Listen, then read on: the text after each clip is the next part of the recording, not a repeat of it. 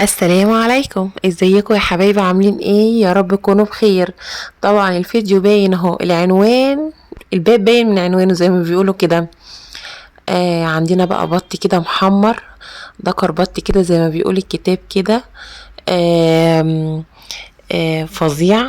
شايفين الجمال؟ وهنعمل مع بعض محشي الكرنب، هنعمل مع بعض البط من اوله لاخره والكرنب من اوله لاخره، بتفاصيله بتكاته بحركاته. تعالوا بقى كده، اول حاجه هنبتدي ان احنا نعملها البطايه بتاعتنا الحلوه دي. بقالها كتير محطوطه عندي في الفريزر، بقالها كذا شهر، كتير قوي يعني. مش هقول عشان خاطر ايه محدش يقول ايه ده ومش عارفه ايه.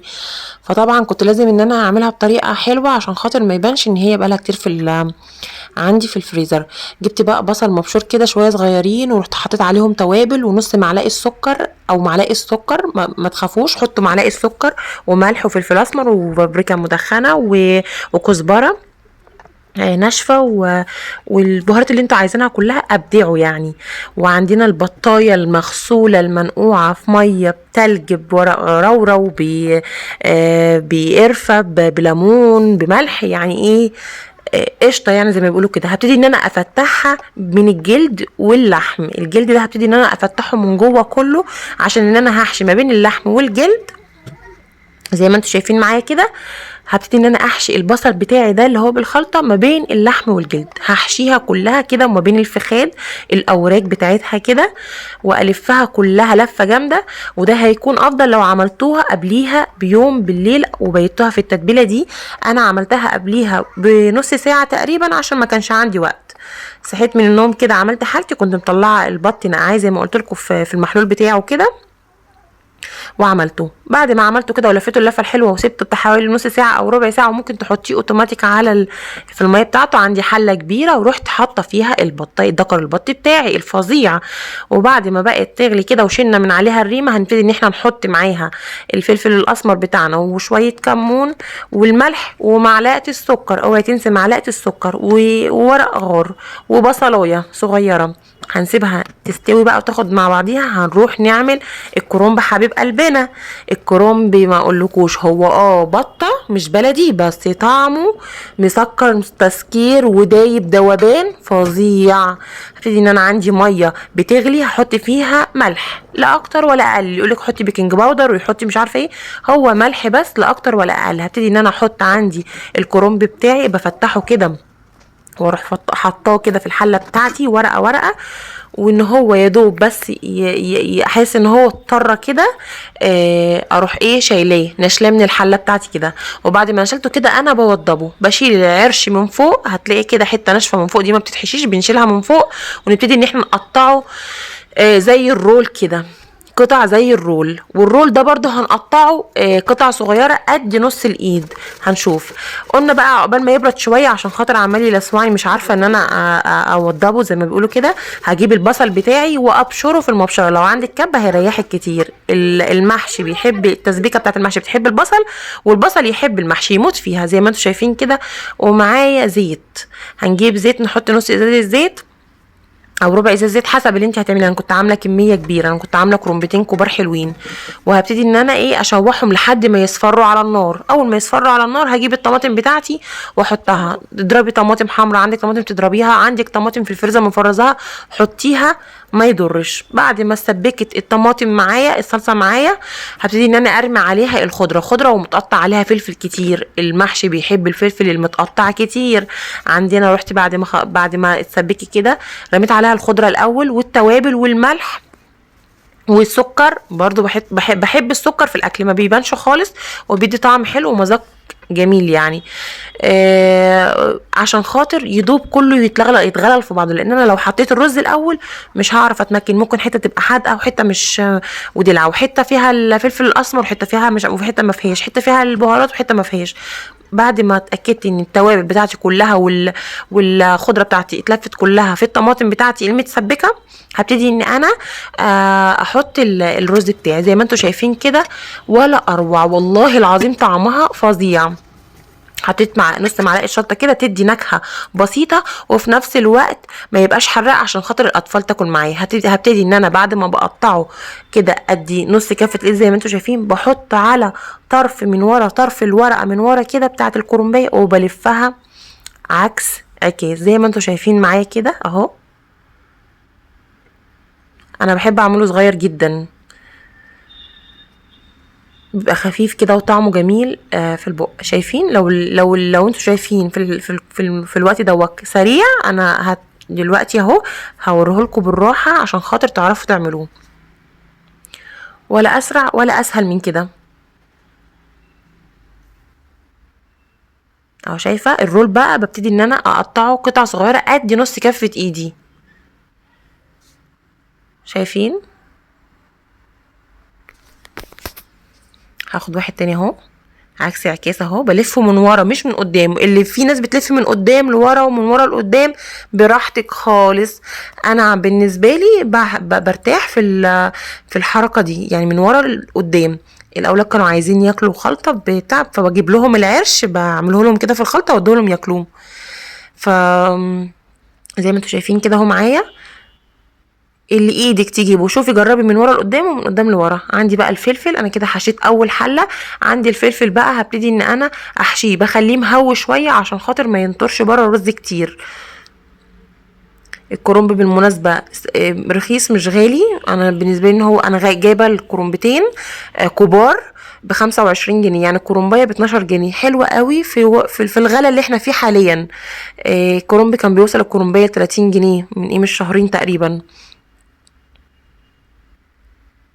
شايفين؟ بخليه مهوي، وبجيب القمع اللي انا شلته ما ترموهوش. القمع بتاع الفلفل اللي انتوا شلتوه قبل ما تحشوه خلوه على جنب، اغسلوه خلوه على جنب عشان خاطر هنقفله بيه، بدل ما نضطر ان احنا نحط فيه كرومب او نحط فيه حاجه.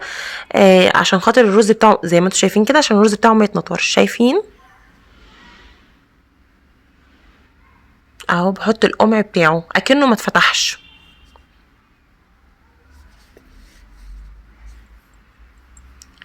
كده دي اول حله. بسم الله ما شاء الله، الله اكبر، اللهم صل على محمد وعلى اله وصحبه وسلم. بالهنا والشفاء على اللي هياكلها. دي كانت رايحه يعني، كنت مطلعها عاملاها لحد غالي عليا قوي يعني. شايفين؟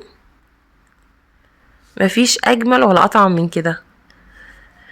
قفلتها بقى ونسيت ان انا عندي خلطه باقيه من الخلطه من الطماطم اللي هي بتاعه التخديعه. هبتدي بقى ان انا احط شويه كده من على الوش، بيخلوا طعمها في حته تانية طعم ولا اروع، وبيخلي المحشي لونه احمر وجميل.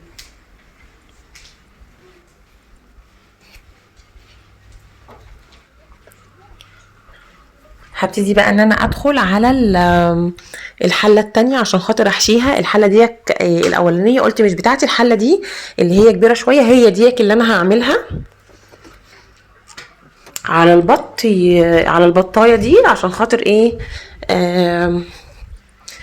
ناكلها. زي ما انتوا شايفين اهو، ابتديت ان انا احطها على النار واسقيها بالشوربه بتاعه البط بقى، حاجه كده كفاءه.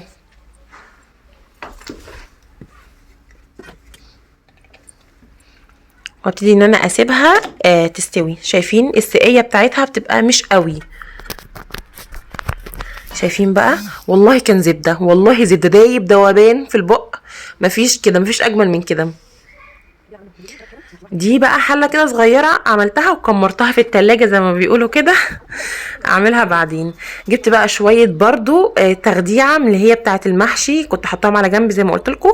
جبتها وحطيت عليهم شويه فلفل اسمر وشويه كمون وشويه زيت ومعلقه ثوم، وادهن بيها البطايه كده. ندهن بيها البطايه كده جامد كده، ونغلغل في الفتحات اللي احنا عاملينها كده بالفرشه بتاعتنا زي ما انتوا شايفين. شايفين الجمال بقى؟ عندي بقى صينيه مربعه عشان خاطر البطايه كبيره ما شاء الله. البطايه كبيره، عامله بتاع حوالي 3 كيلو تقريبا. حطيت فيها شويه زيت كده، دهن الزيت مش كتير، وخليتها تسخن جامد، وتاكدت ان هي سخنه جامد. اروح طشاها كده زي ما بيقولوا في الصينيه عشان تاخد شوك حلو. شايفين بقى اللون؟ شايفين الجمال؟ ما خدتش ثواني بقى، بلا فرن بلا بتاع، طعمها فظيع. ولا الريحه، يا ربي على الريحه. شايفين الجمال والحلاوه؟ كده البطايه بتاعتنا خلصت. هبتدي بقى ان انا هحط الاكل، نبتدي ان احنا نحط الاكل. حطيت طبعا فرشت خضره كده تحت، وحطيت البطايه كده عليها حاجه موزوزه كده، حاجه فظيعه. وهنبتدي ان احنا نعمل التقليه. هنقلي للملوخيه. طبعا ما تبصوش لمنظر البوتاجاز اتهرى النهارده، اتهرى في التخديعه وفي الشوربه وفي سليق الكرنب، يعني ما اقولكوش يعني حاجه كده ايه. يلا الحمد لله، ربنا يقوينا. ربنا يقوينا. الواحد بيعمل الاكل ويطلع عينه، بيدور بعد ما بيعمل الاكل بقى على تنظيف المواعين والمطبخ والبوتاجاز بقى والكلام ده. ربنا يعيني ويعين نساء المسلمين يا رب.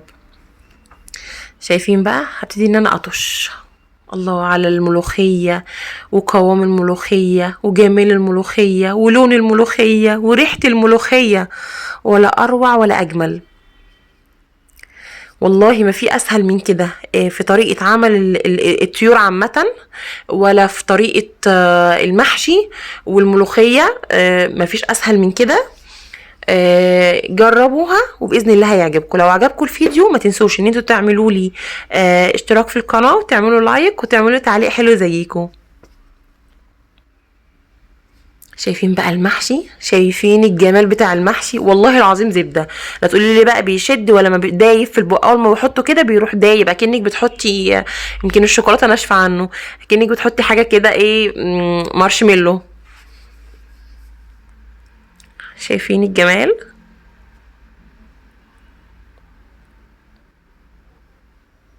يا جمال الملوخيه.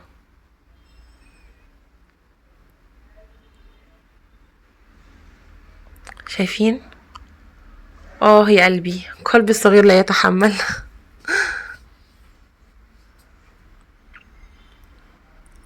شايفين البطايه ولونها؟ ايه الجمال ده، ايه الحلاوه دي. شايفين بقى البصل ده؟ طبقة البصل دي بقى في حتة تانية اصلا، دي في حتة تانية اصلا. والله ما باين ان البطة بقالها كتير في الفريزر، ولا بقالها كذا شهر مركونة في الفريزر، ولا اي حاجة، اكنها لسه مطبوحة حالا. جربوا الطريقة بتاعتي في المحشي والبط وباذن الله هتعجبكم.